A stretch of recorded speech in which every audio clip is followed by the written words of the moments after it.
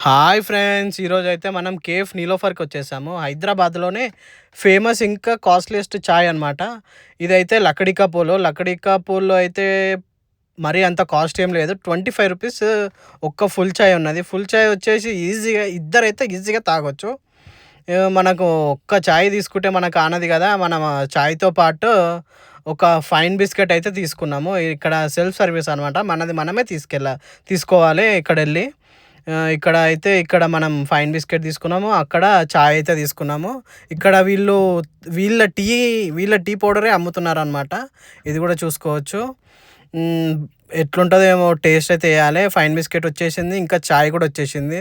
అట్లా fine biscuit చించి అట్లా చాయ్‌లో అద్దుకొని తింటుంటే టేస్ట్ అయితే మంచిగానే ఉంది.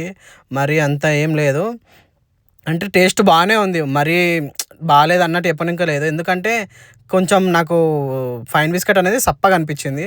సప్పగా ఎందుకుంది ఏందో తెలవదు మనకి. అంటే బయట క్రిస్పీ ఉంటది కదా! చాయ్ అయితే బాగున్నది. దానికి పేరు పెట్టనీకే ఏం లేదు. రూ. 25 అయితే వర్తే.